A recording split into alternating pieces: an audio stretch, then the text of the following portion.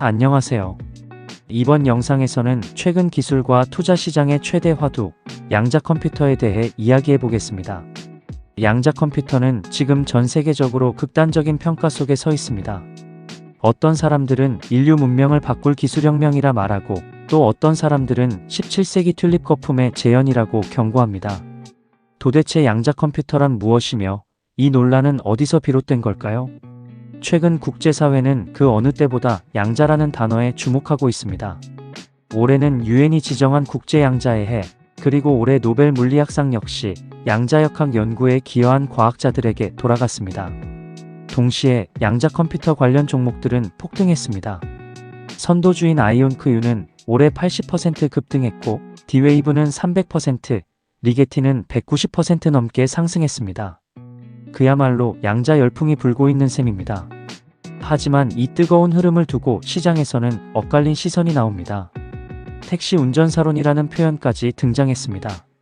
길거리에서 택시기사님이 특정 주식 이야기를 꺼내기 시작하면 그건 대중적 관심이 과열되었다는 뜻이죠. 지금의 양자 컴퓨터가 바로 그 순간에 와 있다는 것입니다. 그럼 본론으로 돌아가 봅시다. 양자 컴퓨터는 과연 기존 컴퓨터와 무엇이 다를까요? 우리가 쓰는 일반 컴퓨터는 비트로 작동합니다.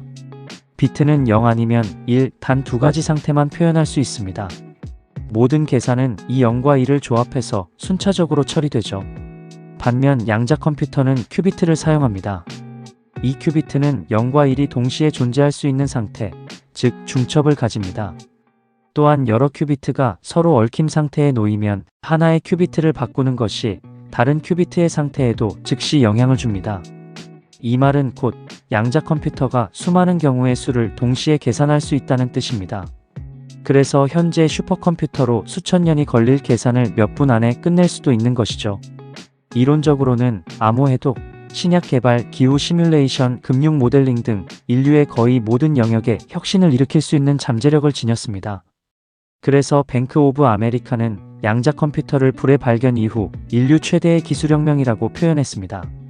그렇다면 왜 일부 전문가들은 거품이라고 말할까요? 그 이유는 아직 실용화 단계에 도달하지 못했기 때문입니다.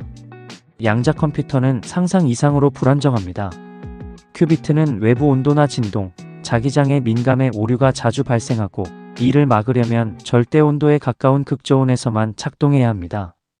또한 양자 컴퓨터를 상업적으로 이용하려면 수백만 개의 논리 큐비트가 필요하지만 현재 아이온크유나 IBM의 양자 칩은 겨우 수백 수천 개 수준에 머물러 있습니다. 즉, 이론적 가능성은 있지만 실질적 활용은 아직 요원한 단계입니다. 실제 실적을 봐도 그렇습니다. 양자 컴퓨터 대표 4개 기업의 2분기 매출을 모두 합쳐도 약 2,600만 달러 수준에 불과합니다. 그런데 이들의 시가총액은 550억 달러에 이르러 심지어 제너럴 모터스의 시총을 넘어섰습니다.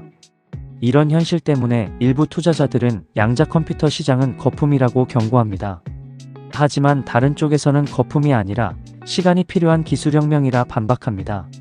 그들은 말합니다.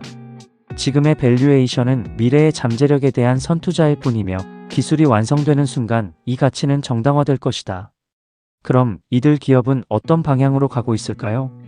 먼저 아이온큐는 트랩 이온 방식으로 큐비트를 제어하는 기술을 개발하고 있습니다.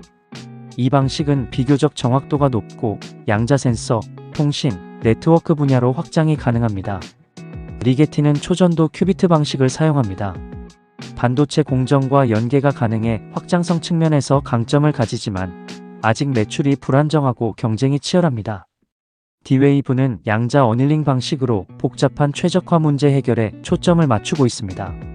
일부 응용 분야에서는 실용적 성과를 내고 있지만 범용 양자 컴퓨터 경쟁에서는 기술적 한계가 있습니다. 이 세 기업 모두 기술력은 인정받고 있지만 아직 실적이 뒷받침되지 못한 상태입니다. 그럼에도 불구하고 주가가 폭등한 이유는 양자 컴퓨터가 결국 해낼 것이라는 믿음 때문입니다. 마지막으로 우리가 꼭 기억해야 할 부분이 있습니다. 양자 컴퓨터가 비트코인 같은 암호를 깨뜨릴 수 있을까? 이론적으로는 가능합니다. 하지만 현실적으로는 아직 멀었습니다.